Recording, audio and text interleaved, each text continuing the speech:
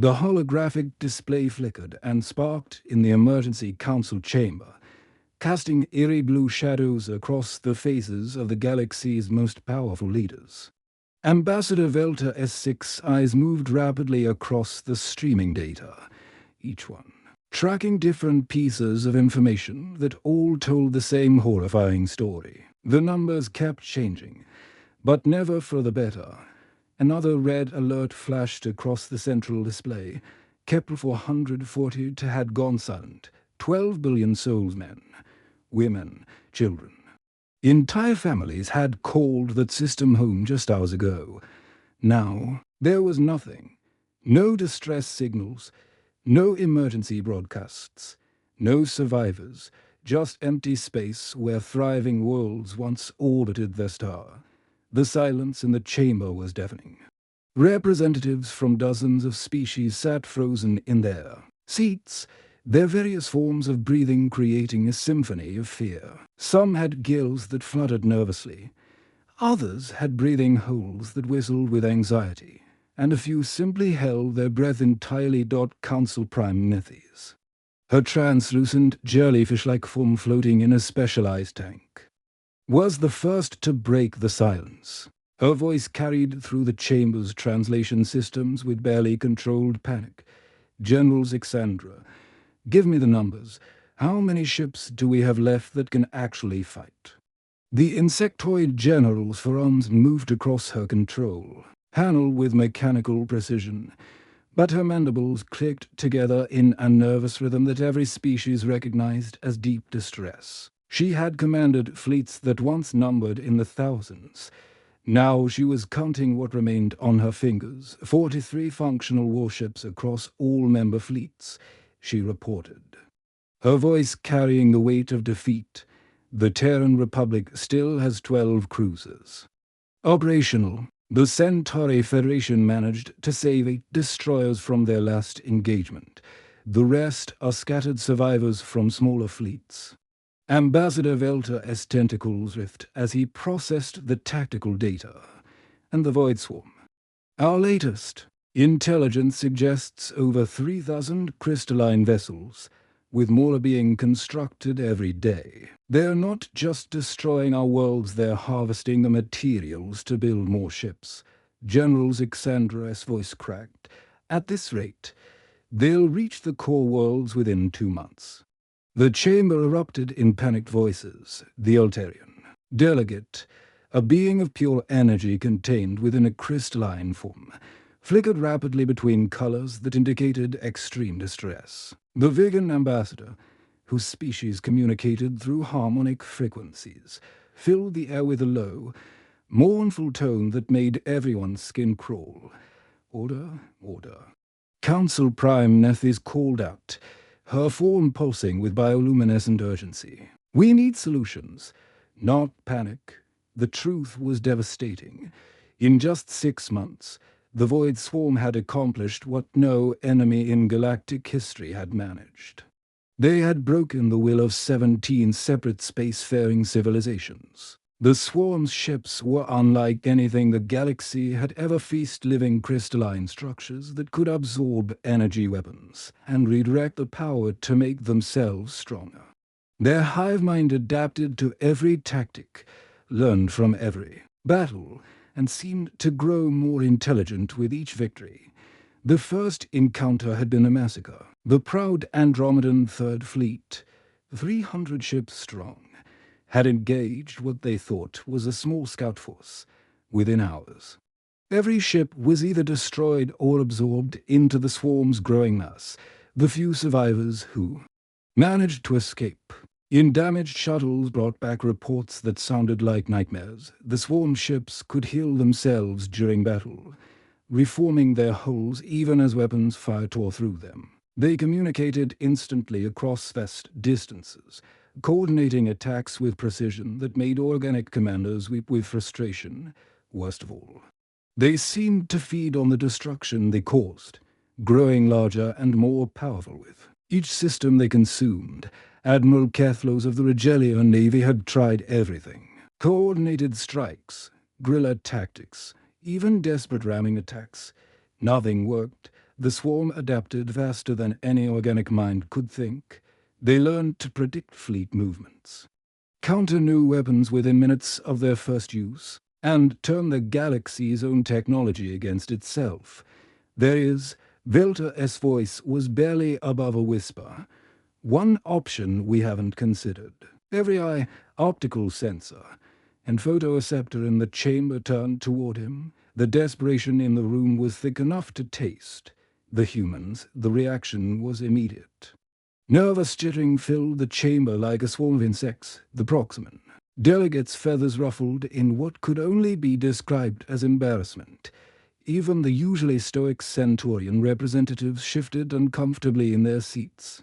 Humanity was the newest member of the Galactic Council, having joined only 5 years ago when their first faster-than-light ships stumbled into Centauri space. They were barely out of their home system. Their technology was primitive by galactic standards, and their military consisted of ships that looked more like flying scrap metal than proper warships. What made them particularly awkward as allies was their entertainment. Human movies, books, and games were filled with an almost disturbing amount of violence. They seemed to enjoy stories about warfare, destruction, and survival against impossible odds. Most civilized species found their media deeply unsettling. They're a single-system species, pointed out the Altarian delegate, his crystalline form flickering with what appeared to be amusement. What could they possibly contribute? Their entire fleet probably numbers fewer than 50 ships. Their ships are also built using primitive fusion drives and chemical rockets, added General Xandra. No antimatter, no zero-point energy, no quantum flux drives. They're barely more advanced than our cargo haulers. But Velda pressed on, his tentacles gesturing toward the display showing human space. When they joined the Council, they offered military assistance to any member species facing external threats. It was part of their membership agreement. Council Prime Nethysers pulsed thoughtfully. What exactly did they offer? Quote, "The United Earth Defense Force stands ready to assist any galactic civilization facing extinction-level threats. No world should face annihilation alone." End quote. Velta had memorized the words because they had seemed so absurdly optimistic at the time. Even if they sent every ship they have, it wouldn't make a difference, General Xandra protested. 12 primitive vessels against 3,000 adaptive crystalline dreadnoughts. It would be suicide. But they might help with civilian evacuations, Velta suggested desperately. Their ships are crude, but they have cargo capacity. We could use them to move refugees from the outer colonies to safer systems. The chamber fell silent again as the representatives considered this slim hope. It wasn't much, but it was something. At this point, even buying a few extra days for evacuation would save millions of lives. The vegan ambassador produced a harmonic sequence that the translators interpreted as reluctant agreement. The other delegates began nodding, clicking, all producing their species equivalent of consensus. Council Prime Nethys floated higher in her tank. Her decision made, Ambassador Velta. Prepare a formal request for military assistance. Send it to the human government immediately. What should we ask for? Velta's tentacles moved across his control surface. Everything they can spare. If they have 12 ships, we'll take them. If they have 50, even better. At this point, we need every vessel that can carry refugees or supplies. As Velta composed the message, he tried to imagine what the human response would be. They seemed like a decent species, despite their violent entertainment. Their diplomats had been polite. Their trade agreements fair, and their terraforming techniques surprisingly effective. But they were so young, so inexperienced with galactic politics. The transmission ray powered up with a low hum that filled the chamber. The message was simple and direct. The galaxy was dying. Entire civilizations were being wiped out, and humanity was being asked to help save whoever could be saved. The signal streaked across space at faster-than-light speeds, carrying the desperate hope of a dozen species toward a small yellow star that most of the galaxy still considered insignificant. It would take several hours to reach the Sol system, and then more time for the humans to consider their response. None of the assembled delegates had any idea what they had just set in motion. To them, humanity was a minor species with primitive technology and strange entertainment preferences. They expected a token force of outdated ships crewed by well-meaning but inexperienced aliens who had never seen real combat. They had no idea that they had just sent a distress call to the graduates of a Deathworld, a species that had spent thousands of years learning to survive on a planet that actively tried to kill them every single day. They didn't know that human children played games that would be considered military training by most species, or that human entertainment was violent because violence was woven into the very fabric of their existence. The message continued its journey through space, carrying with it the hope of the galaxy and the complete ignorance of what that hope was about to unleash. Admiral Han Solo stood on the bridge of the USS Defiant Asterisk, his weathered hands gripping the metal railing as he read the alien message for the third time.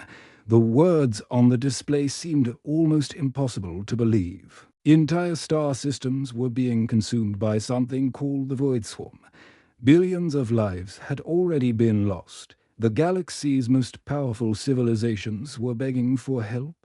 Menji, run this through the translation matrix again, he called to his communications officer. I want to make sure we're not missing anything. Communications officer Park Menji's fingers danced across her console. Her brow furrowed in concentration. She had been working with alien languages for 3 years now, ever since humanity joined the Galactic Council. But this message was different. There was a desperation in the word choices that made her stomach clench. Sir, the translation is accurate, she reported. They're facing complete extinction. 7 core worlds have been destroyed in 6 months. Their combined fleets have been reduced to 43 ships. She paused, looking up from her screen. They're asking us to send whatever we can spare to help with evacuations. Han Solo rubbed his chin thoughtfully. Humanity had been part of the galactic community for such a short time that most species still considered them newcomers. The fact that they were being asked for help meant things were truly desperate out there, sir. We're receiving another transmission from the Galactic Council, Minji announced.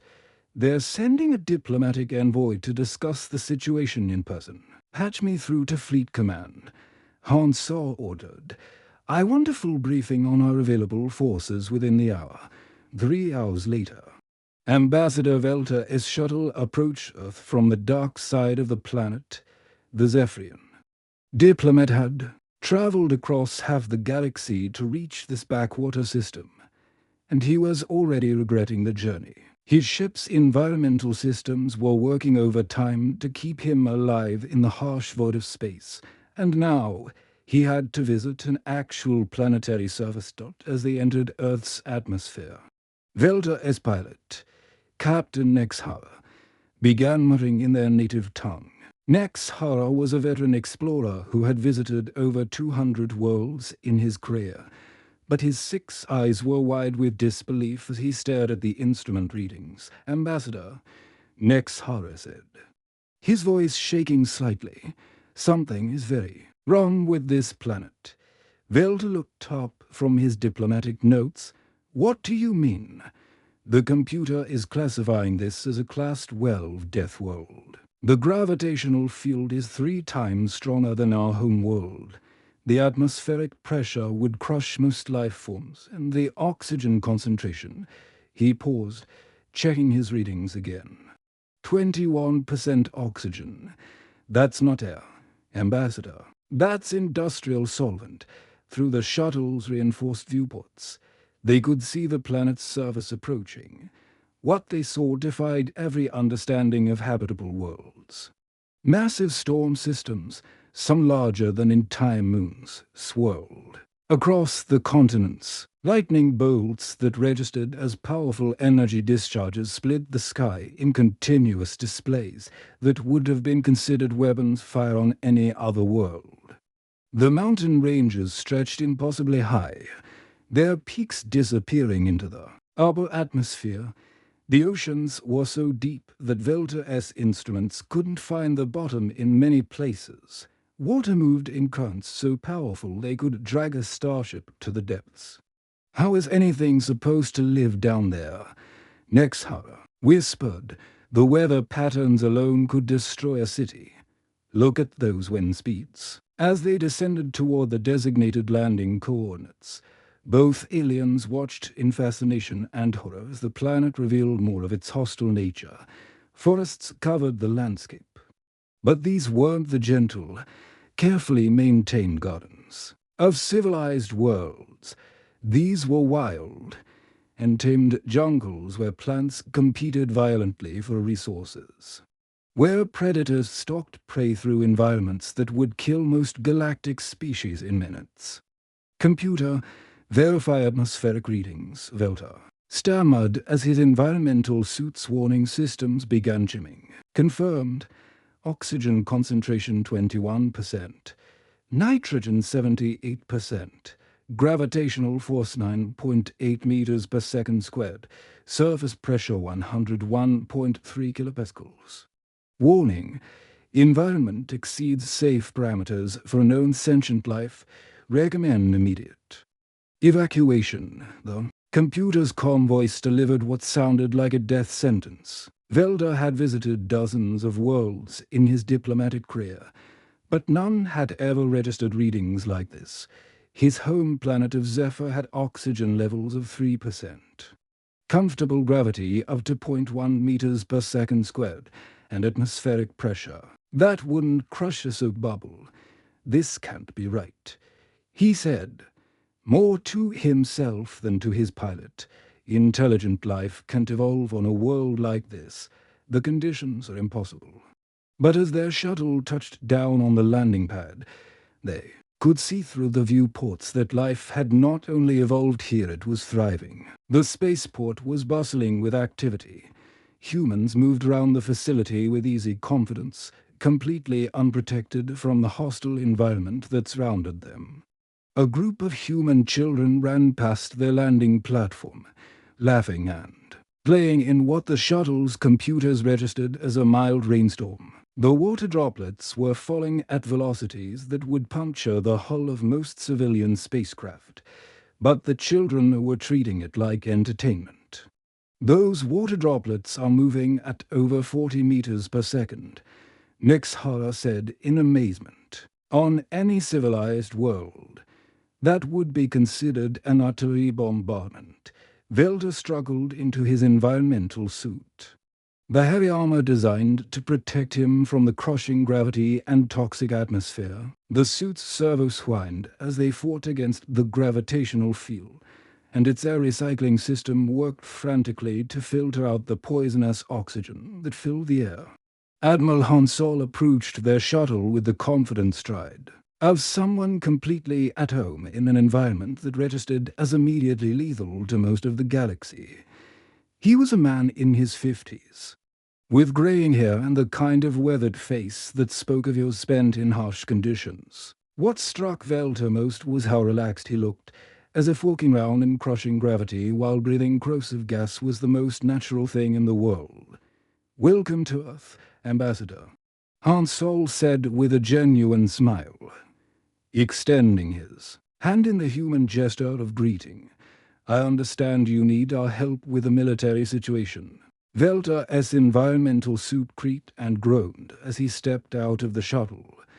Each step felt like he was walking through thick liquid, the gravity dragging at his limbs with crushing force. The suit's gyroscopic stabilizers worked overtime to keep him upright. Admiral Hansol, he managed to say through his suit's communication system, "Thank you for agreeing to meet with me.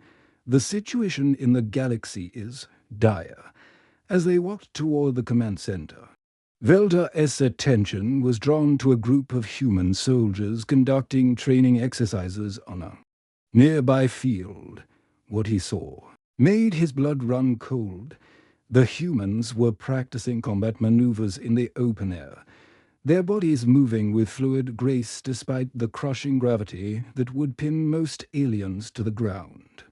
They were running, jumping, diving while carrying equipment that would be considered heavy machinery on most worlds. Some were engaged in hand-to-hand combat training, their movements so fast and powerful that Velda's suit's computers classified them as enhanced combat automatons. Are those soldiers wearing powered armor? Velda asked, trying to understand how they could move so freely in such hostile conditions. Hansol looked confused. Powered armor? No, Ambassador. That's just standard combat gear. Light infantry equipment for basic training exercises. The implications hit Velda like a physical blow. These humans weren't using advanced technology to survive in their impossible environment. They had evolved here. Their bodies had adapted to conditions that would kill most galactic citizens instantly. They were breathing an atmosphere that was classified as industrial poison, living under gravity that would crush most bones, and treating it all as perfectly normal. One of the human soldiers noticed them watching and jogged over to report to Admiral Hansol. She moved with the easy confidence of someone who could probably bench press a small spacecraft. Her breathing wasn't even elevated despite the fact that she had just completed what Velda's suit registered as an extreme endurance trial. Sir, the 3rd Battalion has completed their survival training exercise, she reported. They managed to complete the course in 12 hours despite the weather conditions. Excellent work, Sergeant Kim. Hansol replied. What were the weather conditions like? Light snow and 40-kilometer-per-hour winds, sir. Perfect training weather. Velda's suit immediately began displaying warnings about the weather conditions the sergeant had just described as perfect. The wind speeds alone would have grounded all aircraft on most civilized worlds. And the temperature readings were well below the freezing point of most biological fluids. As they continued toward the command center, Velda saw more evidence of humanity's impossible nature. Construction workers were operating heavy machinery without any apparent protection from the elements. Children were playing sports that involved high-speed collisions that would hospitalize most aliens. Even the elderly humans moved with a strength and endurance that defied galactic understanding of biological limitations. Dear Creator, Velda whispered to himself, his translator hopefully not picking up the words. What have we awakened? The realization was settling in his mind like a cold weight. The Galactic Council had sent a distress call to what they thought was a minor species with primitive technology instead. They had contacted the inhabitants of a world so hostile that the galaxy's computers classified it as uninhabitable. These weren't just any aliens, these were the survivors of a Deathworld, a species that had spent millions of years adapting to an environment that would kill anything else in the galaxy. And now, they were asking these Deathworld survivors for help with their military problem. The emergency alert echoed through the corridors of the United Earth Defense Council building in Geneva, its urgent tone cutting through the normal diplomatic chatter like a knife. Within 30 minutes, the most powerful leaders of humanity had assembled in the secure conference room, their faces grim as they reviewed the intelligence data streaming in from Ambassador Velda's briefing.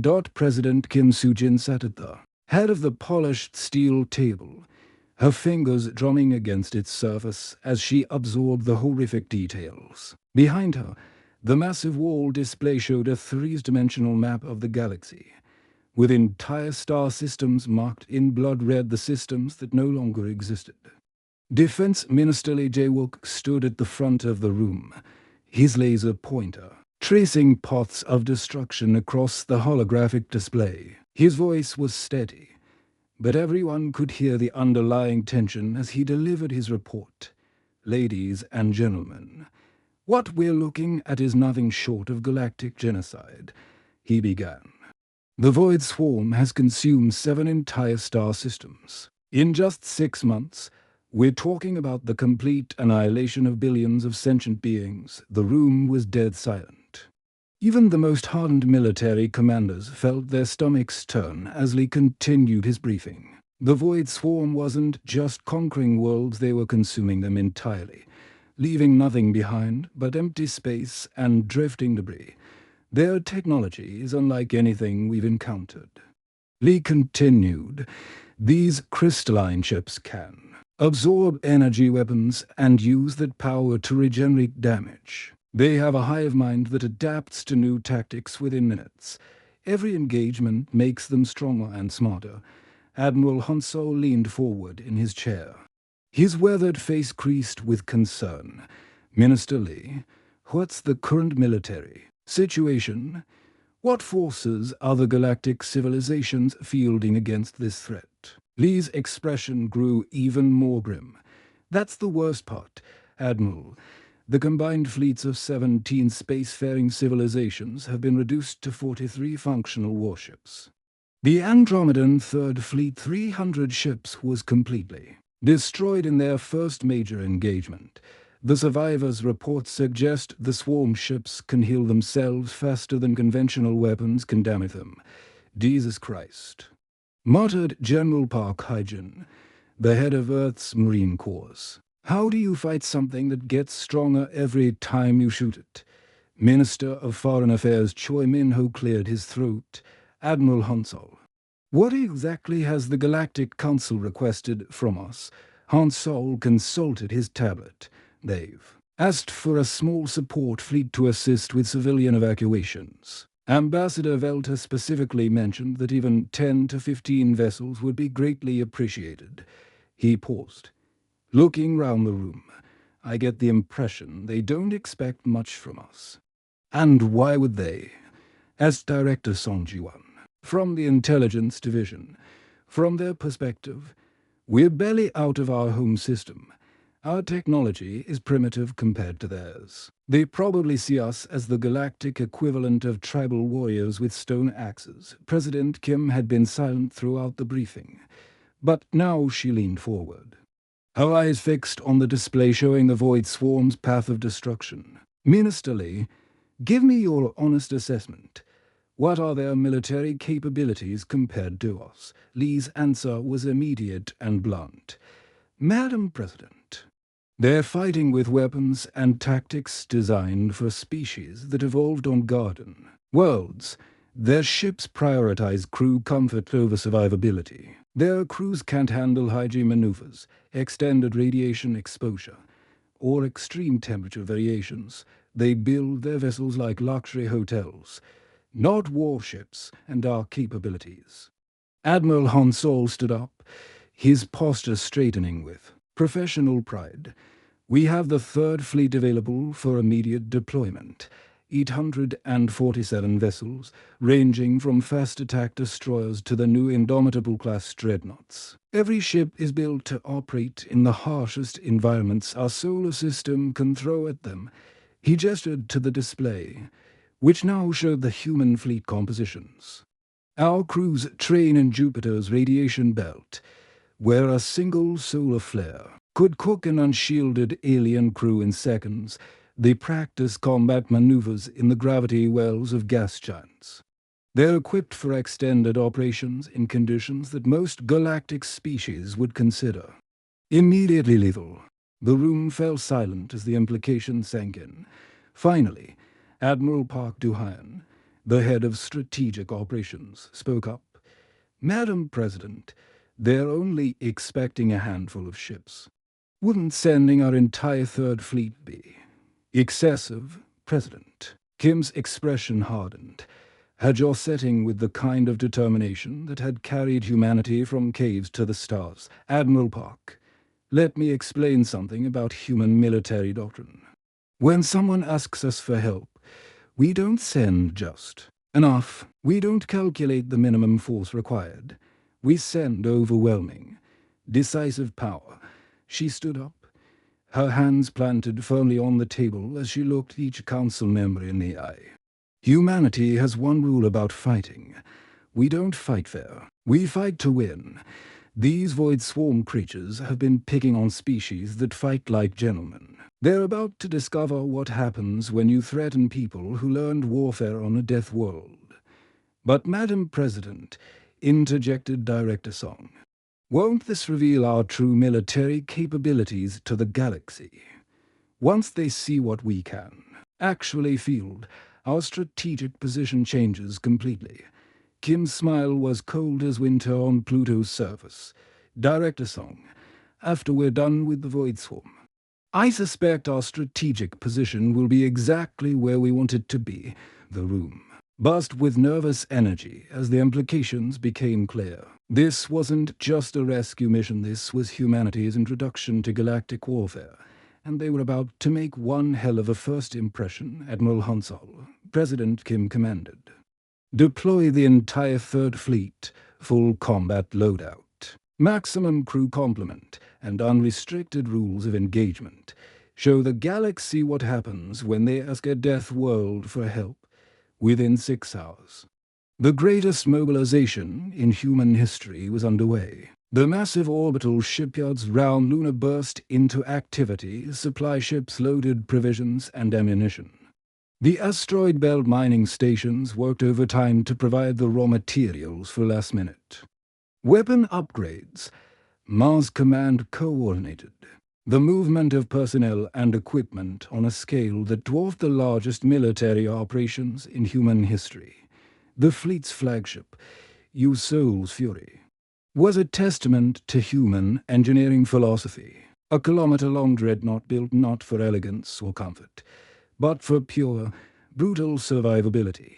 Its hull was designed to withstand direct asteroid impacts. Its shields could deflect the radiation output of a small star, and its weapon systems were built to operate in the vacuum of space or the crushing depths of a gas giant's atmosphere. Admiral Hansol stood on the bridge of Soul's Fury, watching through the massive viewports as the Third Fleet formed up round him. Destroyers moved with the sleek deadliness of sharks, their hulls bristling with weapons designed to punch through ship armor at relativistic speeds. Cruisers took their positions with the patient confidence of apex predators, their missile tubes loaded with warheads that could crack moons. Battleships moved into formation like floating fortresses, their massive gun turrets tracking potential threats with mechanical precision. Sir, fleet formation is complete, reported Navigation Officer Lee Sang-min. All vessels report ready for hyperspace jump. Communications Officer Park Min-ji looked up from her console with barely concealed amusement. Sir, we're receiving another transmission from Ambassador Velta. He's requesting an update on our small support fleet and asking for an estimated arrival time. Admiral Hansol's grin was the kind that had made enemy commanders surrender without firing a shot. Tell the good ambassador that we're en route. All 847 ships of us. Double quotes. Minji paused in her typing. Sir, should I mention the exact fleet composition? No need, Hansol replied. Let it be a surprise. The hyperspace jump engines began their startup sequence, filling space round the fleet with a distinctive blue glow of folded space-time. One by one, the ships of the Third Fleet disappeared into hyperspace, carrying with them the concentrated military might of a species that had learned to fight by surviving on a world that tried to kill them every single day. Behind them, Earth continued its lazy rotation, its storms still raging, its volcanoes still erupting, its radiation belts still crackling with deadly energy. The death world that had forged humanity's children was sending them out into the galaxy, armed with the lessons learned from 4 billion years of evolution under the harshest conditions imaginable. The Void Swarm had spent months learning to counter the tactics of civilized species. They were about to discover that there was nothing civilized about the way humans fought wars. The assembled fleets of the Galactic Council hung in space like broken toys. Their 43 remaining ships, forming what could barely be called a defensive line at the edge of the Kepler 186 system. The once mighty armada that had protected 17 civilizations for centuries was now reduced to a handful of damaged vessels, their crews exhausted and their weapons nearly depleted. Ambassador Velta stood on the bridge of the Centauri flagship, Eternal Hope *, his 6 eyes fixed on the tactical display that showed their doom approaching. The sensor readings were beyond terrifying. Over 2,000 crystalline vessels were advancing through space like a living nightmare, their adaptive hulls shimmering with energy absorbed from countless previous battles. "Sir, the Void Swarm will be in weapons range in 37 minutes, reported the tactical officer, his voice barely above a whisper. The young Altarian's crystalline form was flickering between colors that indicated absolute terror. General Zixandra S. Froms worked frantically across her command console, trying to coordinate what little defense they could muster. Her mandibles clicked in a rhythm that everyone recognized as the sound of impending death. "All ships, prepare for a final engagement. We'll hold them as long as we can to give the evacuation transports more time," the Void Swarm had grown beyond anyone's worst nightmares. Each ship in their fleet was a living crystalline structure that could heal damage, adapt to new weapons, and grow stronger with every battle. Their hive mind processed information faster than any organic brain, learning from every encounter and sharing that knowledge instantly across their entire fleet. The first engagement 6 months ago had been a massacre, but the galaxy's military leaders had learned from their mistakes. They had developed new tactics, new weapons, new strategies. None of it had mattered. The swarm adapted faster than any organic mind could think, turning each innovation against its creators within minutes of encountering it. "Human ships are dropping out of hyperspace," the tactical officer suddenly announced, his voice cracking with surprise. Velta's tentacles writhed as he focused on the display. He expected to see perhaps a dozen primitive vessels, maybe 20 if humanity had been more generous than expected. Instead, space itself seemed to explode with incoming ships. The hyperspace exit points lit up like a stargo nova as vessel after vessel materialized from the folded dimensions. "Count them," General Zixandra ordered, her voice barely controlled. The tactical officer's form flickered rapidly as his species equivalent of hyperventilation set in. "I'm reading 847 vessels, General. They outnumber the swarm." The bridge fell silent except for the hum of life support systems. Everyone stared at the display showing the human fleet as it formed up with military precision. The ships were unlike anything in the galactic database stock. Angular vessels that looked more like weapons than spacecraft, their hulls bristling with gun turrets and missile tubes. Admiral Han Solo's face appeared on the main view screen, and Velta was struck by how calm the human looked. There was no fear in his eyes, no panic in his voice, just the steady confidence of someone who had done this before. "Galactic Council Fleet, this is Admiral Han Solo of the United Earth Third Fleet," the human said with what appeared to be a slight smile. "We received your distress call. We're here to help." Velta's translator struggled to process his response. "Admiral, we only requested a small support fleet. We expected, perhaps, with respect." "Ambassador," Han Solo interrupted, "humanity doesn't do small when it comes to protecting innocent lives. We saw your casualty reports. We saw what this swarm has done to your worlds." His expression hardened. "All ships, prepare for combat. We're going in." What happened next defied everything the galaxy knew about space warfare. The human fleet didn't form defensive positions or try to establish long-range firing solutions. Instead, they accelerated. directly toward the Void Swarm at speeds that made the alien sensors scream warnings about imminent collision. "They're going to ram the swarm," General Zixandra gasped, her mandibles clicking in disbelief. But the humans weren't ramming. They were performing combat maneuvers that would have killed any other species in the galaxy. The G-forces generated by their acceleration and course changes registered on alien instrumenters. Lethal to all known life forms, yet the human ships maintained perfect formation as they dove into the heart of the swarm. The Void Swarm, confident in their adaptive abilities, met the human charge head-on. Their crystalline hulls began absorbing energy, preparing to turn humanity's weapons against them as they had done to every other species. Then the humans opened fire. The first salvo wasn't energy weapons at all.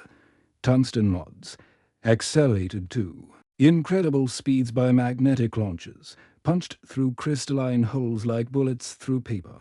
The swarm's adaptive armor, designed to absorb and redirect energy, was useless against simple kinetic force. "They're using projectile weapons," General Zixandra said in amazement.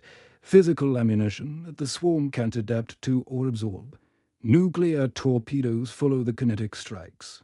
Each warhead turning sections of space into miniature suns. The expanding balls of plasma consumed entire formations of swarm ships, their crystalline structures unable to process the raw, primitive violence of fusion explosions." Captain Yunjiwu of the destroyer US Bison's Pride led her squadron, in a maneuver that made the alien observers hold their breath in horror. She dove her ship directly into a radiation field generated by swarm disruptors, using the deadly energy as cover while her crew worked calmly in an environment that registered as immediately lethal. "To most galactic species, all tubes loaded," Captain reported her weapons officer, completely unaffected by radiation levels that would have killed an alien crew in seconds. "Target their central cluster," Jiwoo ordered. "Fire all torpedoes." The nuclear barrage tore through the swarms, formation like a chainsaw through tissue paper. Each warhead created expanding spheres of destruction that consumed dozens of crystalline ships. The swarm's hive mind, evolved to counter sophisticated energy weapons, found itself completely helpless against the crude, overwhelming violence of human warfare. The aliens watched in stunned silence as human marines launched themselves directly at swarm vessels, their powered armor designed for evil work in Jupiter's radiation belt, allowing them to operate in conditions that would kill other species instantly. They used weapons that fired depleted uranium slugs and shaped charges, turning boarding actions into close-quarters demolition work. Admiral Honsol coordinated the fleet-wide assault from the bridge of Sol's Fury *. His massive dreadnought, absorbing direct hits from swarm energy weapons without apparent concern. The ship's armor, designed to survive asteroid impacts in the Sol system, barely registered the damage. "Sir, the swarm is trying to adapt," reported his tactical officer. "They're attempting to modify their hulls to deflect kinetic impacts," Hansel's grin was the kind that made enemy commanders surrender. "Let them try. Physics doesn't care about their adaptations." The human fleet pressed their attack with a ferocity that shocked even their allies. These weren't the careful, calculated engagements that characterized galactic warfare. This was the raw, unbridled aggression of a species that had learned to fight by surviving on a world that tried to kill them every day. Commander Park Young-soo of the heavy cruiser Deg's Hammer led a devastating flanking maneuver. His ship's crew operating efficiently in gravitational fields that would have crushed alien bones. They fired spread patterns of kinetic impactors that turned swarm formations into clouds of glittering debris. "Target the big one," Park ordered, indicating a massive crystalline dreadnought that was trying to coordinate a swarm counterattack, full broadside. The Deg's Hammer unleashed everything it had: nuclear torpedoes, kinetic penetrators and particle beam weapons that had been designed to cut through asteroid fields, the Swarm Dreadnought. Larger than most space stations, came a pot-like, a crystal sculpture hit by a sledgehammer. For the first time in their existence, the Void Swarm began to retreat. Their adaptive intelligence, faced with an enemy that thrived in environments they considered impossible, could find no counter-strategy. How do you adapt to enemies who use weapons that don't rely on energy, who operate in conditions that should kill them, and who fight with a savagery that defies all logic? The retreat became a rout as human ships pursued the fleeing swarm vessels, picking them off with the methodical efficiency of apex predators within 4 hours. The largest Void Swarm fleet in recorded history was nothing but scattered debris. Drifting through space, Ambassador Velta stared at the tactical display, his mind struggling to process what he had just witnessed. A threat that had consumed 7 star systems and shattered the combined might of 17 civilizations had been completely annihilated by a species the galaxy had considered primitive. Just hours before, the humans had won not through superior technology or brilliant tactics, but through pure, raw violence applied with overwhelming force. They had fought like the survivors of a death world because that's exactly what they were. The emergency session of the Galactic Council convened 3 days after what historians would later call the Battle of Kepler 186, the massive chamber that had once echoed with the desperate voices of dying civilizations now buzzed with an entirely different energy. Representatives from across the galaxy whispered among themselves, their various forms of communication creating a symphony of amazement, fear, and something that hadn't been heard in these halls for months. Hope. Ambassador Velta stood at the central podium, his environmental suit still bearing scorch marks from his close observation of the battle. His 6 eyes darted nervously round the chamber as he prepared to deliver a report that would change the galaxy's understanding of warfare forever. The data pad in his tentacles contained readings that his own computers had initially dismissed as sensor malfunctions on delegates. He began, his translator struggling to convey the mix of awe and terror in his voice. I stand before you today to report on the complete and total neutralization of the Void Swarm. Threat. The chamber fell silent. Even the background hum of life support systems seemed to quiet as every being present focused on his words. The human Third Fleet engaged a force of 2,037 crystalline vessels. Velta continued, his voice growing stronger. The engagement lasted exactly 4 hours and 17 minutes.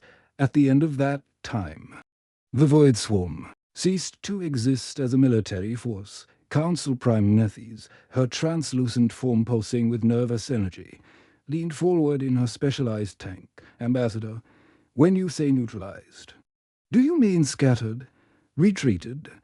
What is the current status of the swarm? Velta's tentacles writhed as he consulted his data pad. Council Prime, I mean completely destroyed. Of the 2,037 enemy vessels, 0 survived the engagement. The humans hunted down every single ship that attempted to flee. Space debris analysis confirmed total annihilation. The chamber erupted in a cacophony of sounds chittering, harmonic frequencies, bioluminescent flashes, and various other forms of species-specific communication that roughly translated to complete shock. The tactical officer who had witnessed fleets of hundreds being destroyed by a few dozen swarm ships could barely process what he was hearing. General Xandra's mandibles clicked so rapidly they created a buzzing sound. Ambassador, what were the human casualties? Surely losses were severe against such overwhelming odds. Velta checked his data pad again, hoping the numbers had somehow changed. They hadn't. Human casualties were minimal. General, define. Minimal. Council Prime Nethes demanded. 17 wounded personnel. 0 fatalities. The chamber exploded.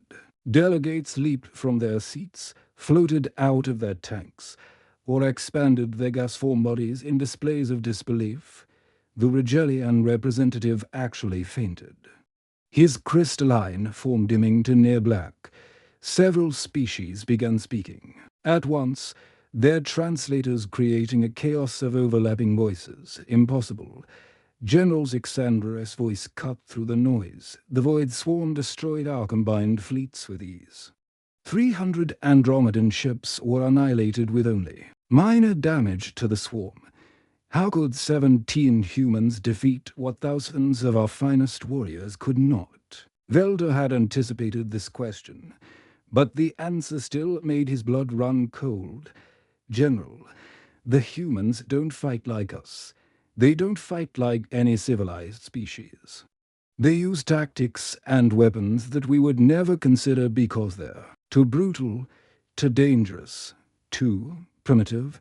The chamber quieted as delegates strained to hear his explanation. They employ nuclear weapons as standard ammunition.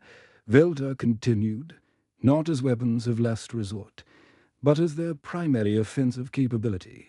They conduct boarding actions in hard vacuum, sending soldiers to fight in environments that would kill our troops instantly. Their ships are built to survive conditions that would destroy our finest vessels. At that moment, Admiral Honsol's image appeared on the main view screen. The human looked tired but satisfied, like someone who had just completed a routine but necessary task. Behind him, the bridge of his flagship showed crew members going about their duties with the casual efficiency of people who had never doubted the outcome. Galactic Council, Honsol said with a slight nod. I'm pleased to report that the Void Swarm has been completely eliminated. We're currently conducting cleanup operations to ensure no crystalline fragments remain that could potentially regenerate. Council, Prime Nephthys found her voice first. Admiral Honsol, we cannot express our gratitude. The galaxy owes humanity a debt that can never be repaid. You have saved billions of lives. Honsol's response was perhaps the most shocking thing the Council had heard yet. He simply shrugged, the gesture casual and dismissive. We help our neighbors, Council Prime. That's what decent people do when someone asks for help. General Xandra, still struggling to understand what she had witnessed, leaned forward. Admiral, if I may ask, your weapons and tactics are unlike anything we've encountered in galactic warfare. How did humanity develop such devastating military technology? Honsol looked genuinely puzzled by the question. Our military technology, General. I think there might be some confusion. We use standard patrol fleet equipment for this operation. This was a police action, not a war. The silence that followed was so complete that Velta could hear his own heartbeat through his environmental suit. Every delegate in the chamber stared at the screen, trying to process what they had just heard. A police action. Council Prime Nephthys whispered, her form flickering with what could only be described as existential dread. That's correct. Honsol replied matter-of-factly. The Third Fleet represents approximately 12% of our total naval capacity. We maintain larger fleets for protecting commercial shipping lanes from pirate activity. Admiral Park Duhan appeared beside Honsol on the screen, his demeanor equally casual. If I may add something, Admiral, we should probably mention the environmental factors. The Kepler 186 system was actually quite pleasant for military operations. Minimal radiation exposure, relatively low gravitational stresses, stable solar output. Much more comfortable than our usual training exercises, Honsol nodded thoughtfully. Excellent point, Admiral Park. The crew was commenting on how easy this mission was compared to our standard maneuvers round Jupiter's radiation belt. No solar flares to navigate. No gravitational anomalies to compensate for. No asteroid fields requiring evasive action. It was almost like a vacation. Velda's environmental suit creaked audibly as his body involuntarily tried to shrink away from the implications of what he was hearing. The battle that had seemed like an impossible miracle to the galaxy was, to the humans, a routine operation conducted in comfortable conditions. The silence stretched on until Velda finally found the courage to ask the question everyone was thinking. Admiral, if it was a routine operation, what exactly would you consider a difficult military engagement? Han Solo's expression grew serious for the first time during the conversation. Well, Ambassador, we do face some significant challenges in our home system. Solar storms that can completely fry unshielded electronics, asteroid impacts capable of cracking planetary crusts. And we're apparently overdue for a supervolcanic eruption that could trigger global ice age. Those are the kinds of threats our military trained to handle on a regular basis. He paused thoughtfully, then added with the tone of someone discussing weather patterns. Plus, there's always the possibility of a gamma ray burst from one of the nearby star systems. Betelgeuse has been acting up lately. That would present some real operational challenges. As the transmission ended, the council chamber remained frozen in stunned silence. Finally, Council Prime Nethys called for an immediate closed session. Within minutes, two historic motions had passed unanimously, offering humanity a permanent seat on the Council's military command structure, and officially classifying human space as a natural buffer zone against all external threats. Ambassador Velda later filed a classified report that became required reading for every diplomatic academy in the galaxy. His final recommendation was simple but absolute. Humanity should be approached only through diplomatic channels, and under no circumstances should any member species ever consider military action against the Sol system. His concluding statement became legendary among galactic intelligence services. We asked for help from what we assumed was a minor species with primitive technology. Instead, we discovered that we had contacted the survivors of a death world so hostile that they consider the complete destruction of galactic civilizations to be routine police work. The galaxy is infinitely safer with humanity as our ally. It would not survive having them as our enemy. The human Third Fleet returned to Earth that week, their crews already preparing for their next assignment, a joint training exercise with the Martian Defense Force in the radiation storms of the outer solar system. For them, saving the galaxy had been just another day at the office for the first time in galactic history. The phrase humanitarian intervention carried enough weight to make entire star systems reconsider their foreign policies. The galaxy had learned a lesson it would never forget. When you ask a death world for help, you don't get what you expect. You get exactly what you need.